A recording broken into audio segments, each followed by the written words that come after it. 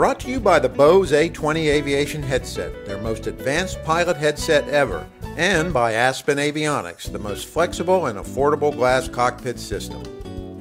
He's just 23 years old, but Glen Moss is already a captain on a DC-7. Hello everyone, this is Russ Niles reporting for AvWeb from Sun and Fun 2011 in Lakeland, Florida. Moss flew the last flying passenger version of the DC-7 into Lakeland for Sun and Fun on Monday.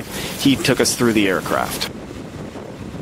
We have here today a Douglas DC-7B, 1958 vintage. This one has the distinction of being the last DC-7 operated in passenger configuration. This one flew for Eastern Airlines from its delivery in 1958 till its retirement in 1964. From there it went to the Nomads Travel Club for several years until it was decommissioned in St. Paul Airport, where it sat for 33 years.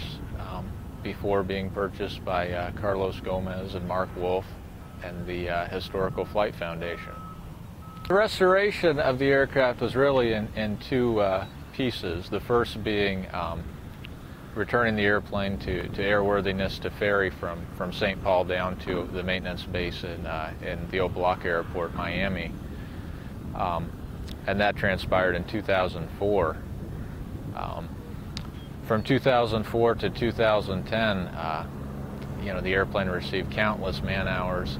Carlos and Carlos's employees and volunteers, they reskinned virtually the entire upper half of the fuselage, entirely new interior. A tremendous project. The maiden voyage was a positioning flight from Miami Opa-locka Airport to Oshkosh for EA AirVenture 2010. It was approximately a 5.5 hour flight, just beautiful conditions, and it was a real privilege for all aboard. The engines on this airplane are Curtiss-Wright R3350s. They originally put out 3,700 horsepower for takeoff. They've been derated for 100 low lead. At the power settings we operate them, they're a very smooth and reliable engine. One of the things that makes this aircraft so unique is it is the only passenger DC-7 flying today, and we offer people the opportunity to fly with us as members of HFF. I have approximately 2,100 total time, of which about 700 is 4-engine Douglases. Another 200 of that would be DC-3 time. I started flying when I was 12 years old. Most of my initial time was in a Cessna 150. When I started flying, typically it'd take the Cessna 150 across the Everglades from our home in Punta Gorda to Miami for a departure in one of the big airplanes to some destination in the islands. The Douglas tended to build straightforward, robust airplanes from the DC-3 all the way to the DC-7 series. When you get to the DC-6 and DC-7, they're much more of an engineer's airplane.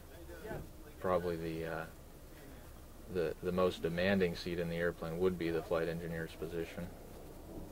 Well, I was fortunate enough to participate in the initial flight of the aircraft post-restoration, which was the trip to Oshkosh to EA AirVenture last year.